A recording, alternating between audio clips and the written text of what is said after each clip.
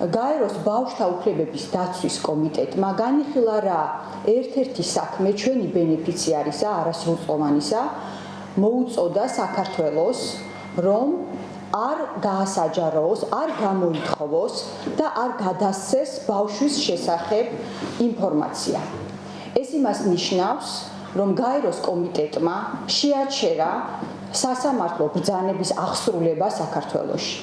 ეს არის ძალიან დიდი გამარჯვება. ამ გადაწყვეტილების შესრულებით უკვე საქართველოში დაცული არა მხოლოდ ერთი, არამედ ყველა ბავშვის უფლება და რაც მთავარია, ქართულმა არასამთავრობო ორგანიზაციებმა მოვახერხეთ დაგვეცვა ჩვენი ბენეფიციარების, ბავშვების და ქალების უფლებები. ეს არის პრეცედენტული გადაწყვეტილება და ის გავრცელდება ყველა მსგავს შემთხვევაზე და საქმეზე. როგორც იცით, რაჟდენ კუპრაშვილის ბიურომ ერთი თვის წინ მიმართა არასამთავრობო ორგანიზაციებს სასამართლო ორდერით და მოითხოვა ინფორმაციის გადაცემა. მათ შორის პირადი ინფორმაციის, ძალიან სენსიტიური, მგრძნობიარე ინფორმაციის გადაცემა. ჩვენ მაშინ 9 არასამთავრობო ორგანიზაცია დავდექით ერთად და ვთქვით, რომ ჩვენი ბენეფიციარების შესახებ პირად ინფორმაციას ვერავის ვერ გადავცემდით და ეს ეწინააღმდეგებოდა საერთაშორისო სამართალს, ადამიანის უფლებებს, ჩვენს მისიას და ჩვენი მუშაობის პრინციპებს.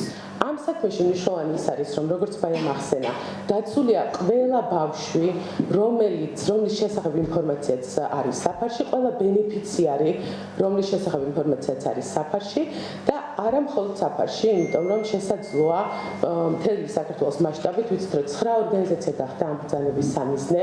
ყველა ორგანიზაციას ყავს სხვადასხვა კატეგორიის ბენეფიციარები, ისინი არიან შეზღუდული შეძლებს მქონე პირები, ბავშვები, ქალები, არიან ადამიანები, რომლებიც სისტემის მხრიდან იდევნებიან სხვადასხვა დროს და სხვადასხვა ორგანიზაციები ამ მიმართულებით ფლობენ განსაკუთრებული კატეგორიის პერსონალურ მონაცემებს ამ ბენეფიციარების და მათ აუცილებელია, რომ გამოიყენონ როგორც ადგილობრივი, ისე საერთაშორისო მექანიზმები იმისთვის, რომ დაიცვა საკუთარი ინტერესები, საკუთარი უფლებები და რაც ყველაზე მნიშვნელოვანია, მათ შორის მოხდეს ისე, რომ ერთი კონკრეტული საქმით შესაძლებელი გახდეს ხოლმე მთლიანად არასამთავრობო ორგანიზაციების სერვისების და საქმიანობის დაცვა, რომელიც ასეთი მნიშვნელოვანია ჩვენი საზოგადოების